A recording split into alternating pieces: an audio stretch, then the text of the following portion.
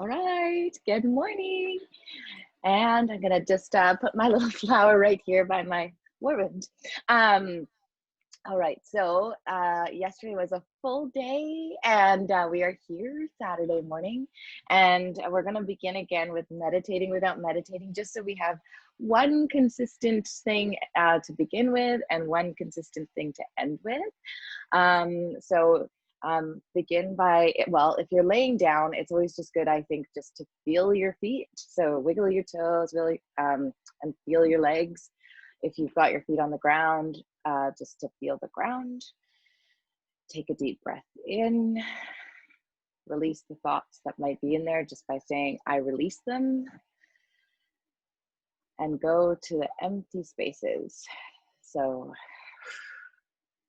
think of anything empty.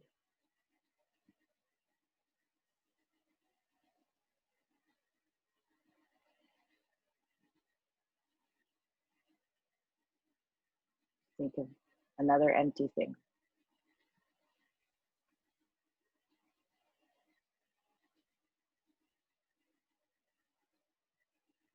And another.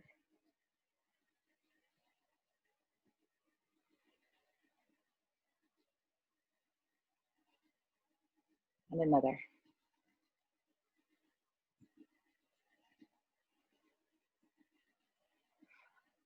And put your hand on your heart.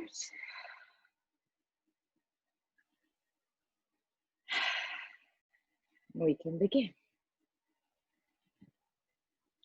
Thank you. And as I always say, you can do that for as long as you want and as many times throughout the day. Beautiful. Love it. Okay, well, I'm going to lead today's pop. We called it Love Notes this morning. That's our theme, is Love Notes today. And if you were in our 3-day pop course, we did talk about our vagus nerve, and you can send love notes to your vagus nerve. Like, what?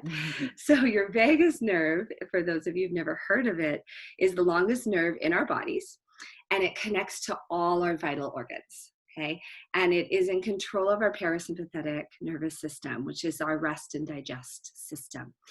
And there is so much power in our vagus nerve that, yes, it's connected to our organs, but within it, we very often hold our emotions as well, somewhere within our body, somewhere within the nerve. And so researchers, scientists, psychologists have looked into it. And the more we can tone our vagal nerve, the easier we react to stress. We not react, but the word is like, after we have stress, we're able to, why can't I think of the word right now? We're able to get over it quickly and move on in our day. Just a minute. Yes, Jack, you need to go see Dad. I've got a little human right here. Go see Dad, okay? He's showing me his advent calendar chocolate. Okay. No, I'm kidding. Okay, go see Dad, okay? And we use our vagus nerve. We use our vagus nerve right now. And so one way to stimulate our vagus nerve is actually to connect with others. So we know there's benefits of connection for many other reasons too. When we connect, we feel that we belong somewhere. When we connect, we're able to uplift one another. I always like to go with the science route too, though, that when we connect, we do stimulate our vagus nerve, which then in turn helps our emotional, our mental, and our physical well-being. So it's all connected and it's all positive. So today's pop is very easy to do, and it includes this little guy here, your phone. And I went to a course a couple years ago with Brendon Burchard, and I loved what he said. He said, let's use our phones for a mass connection instead of mass distraction. So that's going to be our little pop today. How do we use this for connection instead of that scroll? And it connects with Cindy's pop from the 3-day again, where we scroll in instead of scroll out. So how do we use this for a connection? So I know that life is busy, and I know that a lot of us probably feel overwhelmed with our to-do lists, and we feel overwhelmed with life. So how do I find time to also connect with those people that I need to connect with? And that's what this is all about, is connecting with the 5 or more people that really fill your bucket in your life. So yes, the intention, I think we all have that intention that we want to connect with people, but then life gets in the way, right? And we get overwhelmed and we forget to connect with them. And how do we go about it? So I thought I wanted to share my story with this, because I'd say 5 years ago, I was known as the flaky friend. I was known as the person that, as much as the intention was there to love on people, and I'm very passionate about my friends, I didn't always remember to actually connect, whether it was on the phone or via email. And I think part of this was that if we're moms, we also get lost in motherhood quite easily. And we have the little humans over here that are taking our attention too. So they matter. But our connections with our friends matter too. So how do we balance it all out?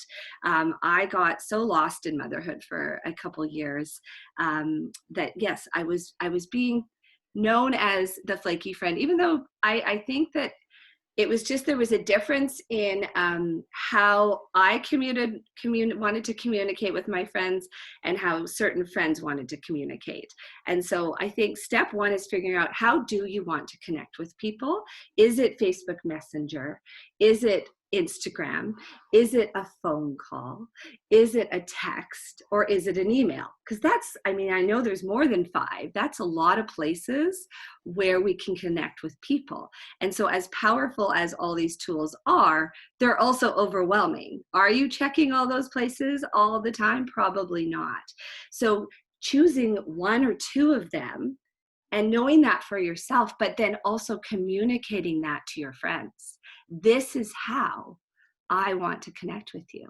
So we talk about love notes. This is how I want to send love notes to you. And this is how you can connect with me. And I think setting boundaries for ourselves and also knowing it, and then giving permission to go, you know what, if you send it to my Facebook Messenger, I will see it next year. I will not see it. So communicating that is huge. I'm not like that, but a lot of people are. So where do our friends, and you could even be asking the people in your life, how do you want me to communicate with you, and how can I connect with you?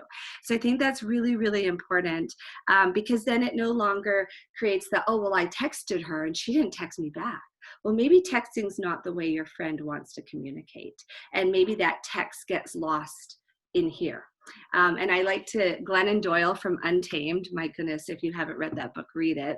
She kills me because she's like my spirit animal. She talks about how she almost is offended sometimes when she gets a text, because she's like, oh, that's just somebody inserting their agenda or an email into her day when, let's say, she's in the middle of something.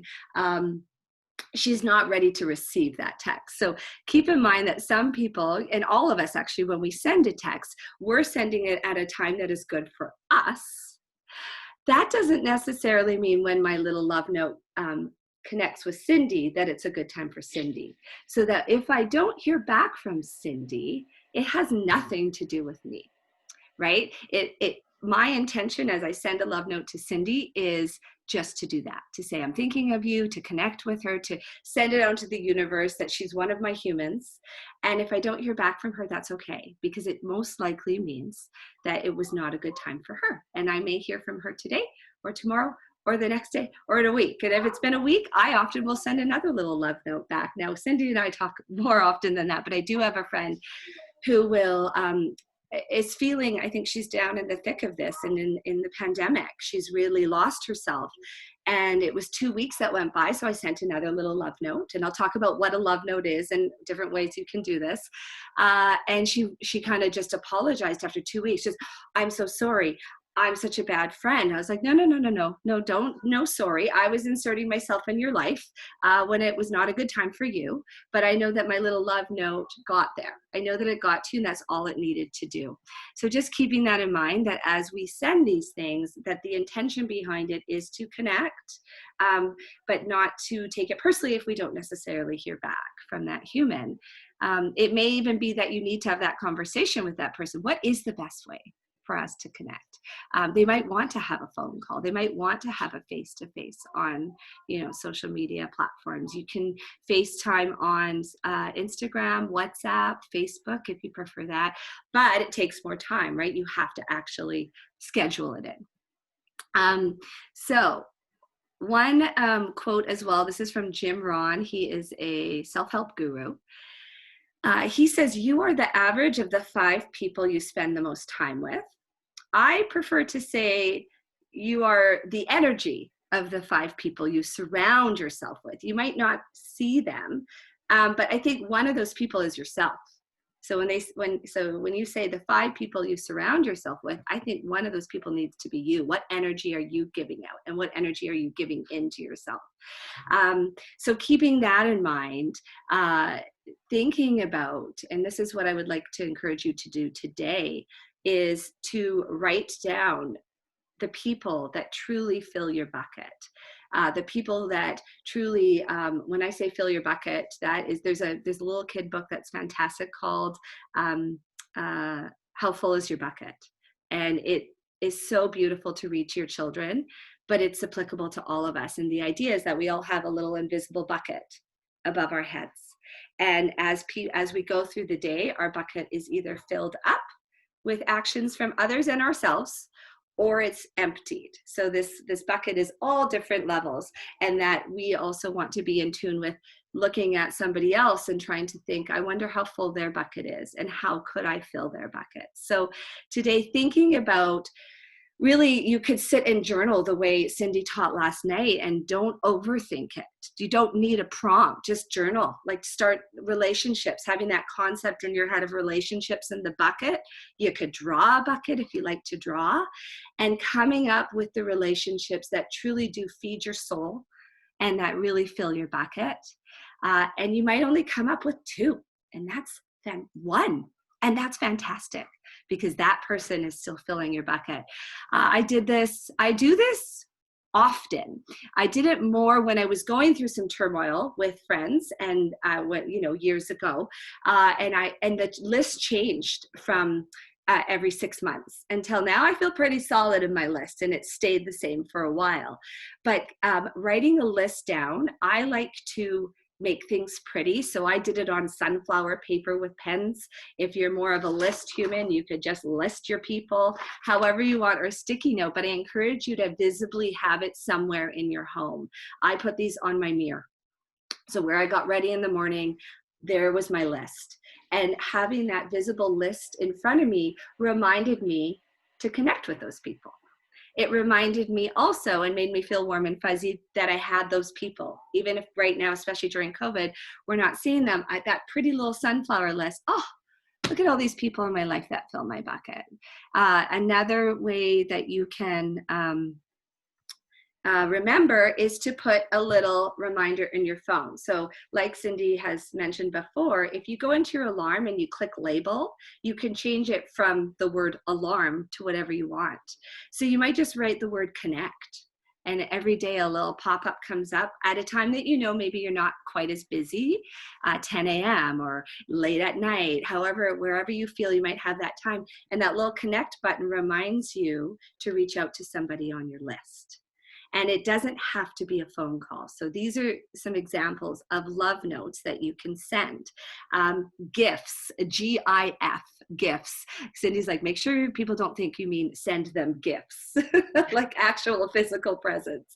So a GIF, for those of you who don't know, is just a funny little video that you can send, and you can click in your phone, GIF. And I love Karen Walker from, Will and Grace. Karen Walker. Do you know who she is? She's hilarious.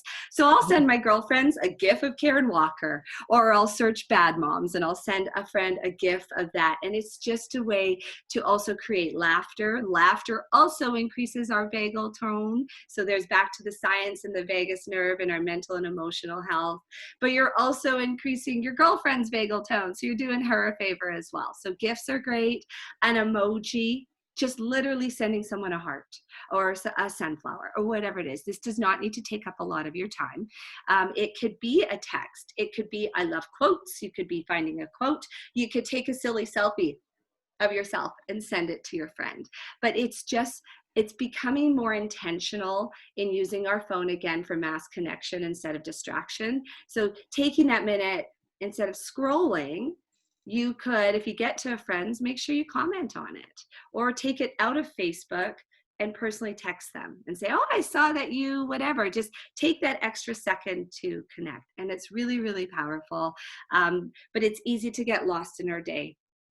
And it's easy to get lost and forget, even though we love our friends and we want to connect with them. It's that making that intention. And now I don't need reminders in my phones. It's become a habit, but it needs to become a habit, right?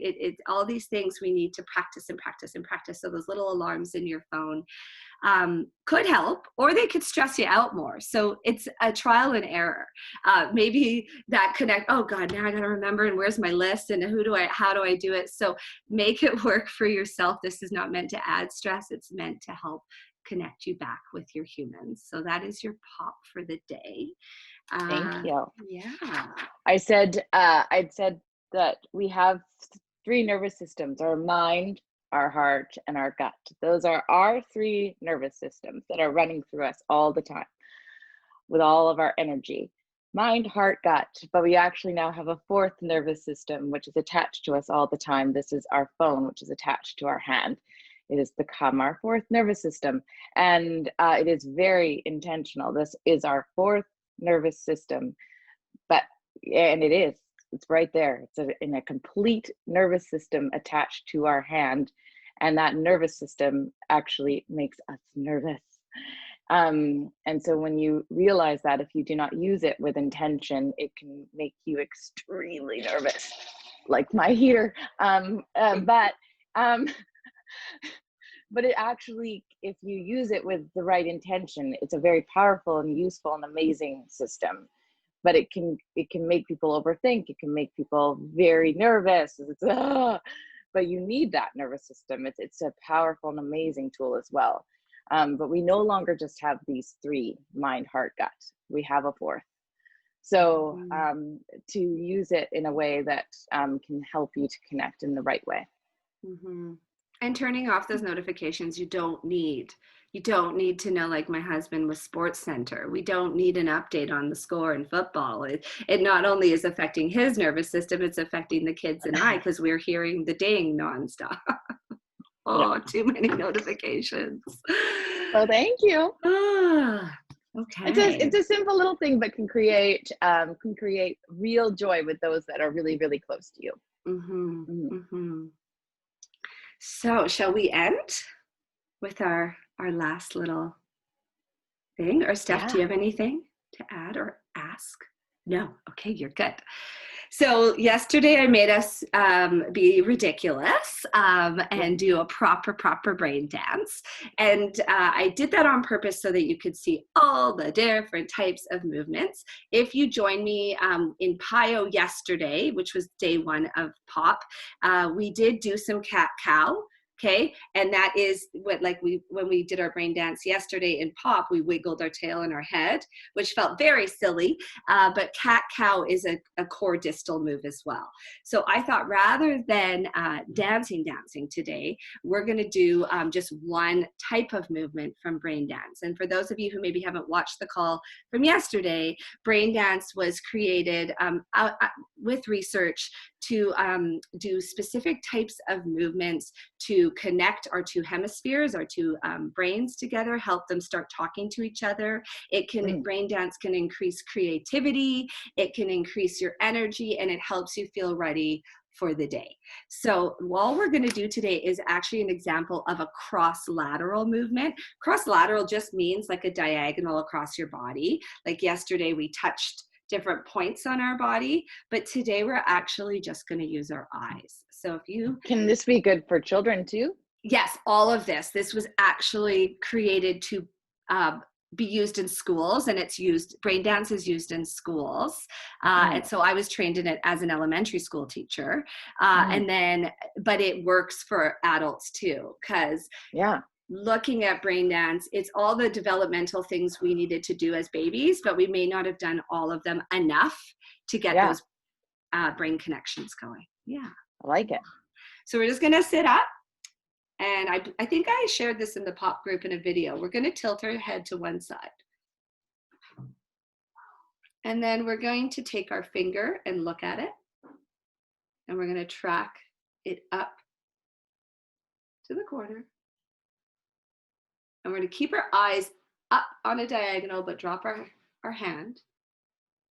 And just sit here like this, looking up. And sometimes, if it's really working, we yawn, which kind of means we're good, we're done on this side, and we can move to the other.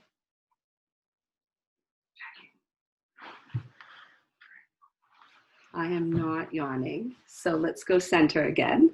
Did you yawn, Cindy? I wasn't watching. Yeah, I just... Okay, that's good. Okay, so now let's go the other way. So tilt our head as much as we can. Shouldn't hurt. Tracking our fingers, so start down low. This movement in itself is brain dance. As high as you can go in the corner and dropping your hand and keeping your eyes up.